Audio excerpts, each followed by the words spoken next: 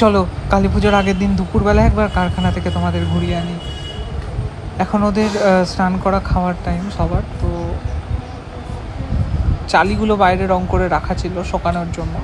আর দেখো প্রায় সমস্ত ঠাকুরেরই মাটির কাজ কিন্তু কমপ্লিট, ন্যাকড়া বসিয়ে বেলে মাটির কাজ পুরোই প্রায় কমপ্লিট। আর একটা প্রতিমা যেটা স্কোয়ার ফিল্ডের পাশে পুজো হয় বহরমপুরের, নিপেন কাকাদের পুজো আর কি। নিপেন কাকাদের চেনাশোনা মানুষদেরই পুজো, এবং ওনারা আমাদেরও খুব পরিচিত। আমাদের থেকে প্রত্যেক বছর ওখানে মানে পুজোর জন্য ঠাকুর চায়, শ্যামা মা চায়। তো এবারের প্রতিমা এটা মানে প্রায় ফিনিশ, যেটা তোমাদের আমি কালকে বলছিলামই যে আজকে কিন্তু 3টে ঠাকুর যাবে, তার মধ্যে এটা প্রথম, তাই জন্য এটা প্রায় ফিনিশের দিকেই। চালি ফালি সেট করে মোটামুটি চোখ মুখের কাজ কমপ্লিট করে প্রায় শেষ।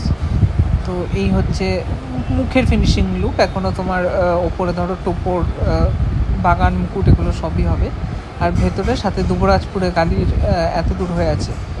এই মা যেহেতু উলঙ্গ টাইপেরই হয়, সেহেতু এরকমই থাকবে, গয়না দিয়ে যতটা ঢাকা সম্ভব আমরা চেষ্টা করবো আর কি। আর পেছনে এরকম পার্টি অফিসের পুজো, এটা রক্ষাকালী পুজো। এখানেও মাটির কাজ মোটামুটি শেষ। আর ওইদিকে পেছনে দেখো শ্যামা মা উঁকি মারছে, ওটারও কিন্তু মোটামুটি চোখ ফোকেতে সব কমপ্লিট। 2টো ঠাকুর পুরোই কমপ্লিট। দুবরাজপুরেরটা যেহেতু রাত্রিরে নেবে, সেহেতু দুবরাজপুরেরটা একটু একটু বাকি আছে, যেমন তোমরা দেখতে পাচ্ছ। শিবেরও চোখ আঁকা হয়ে গেছে, পাটরং টাটরংগুলো বাকি আছে। এই কালিতে রং পড়ে গেছে।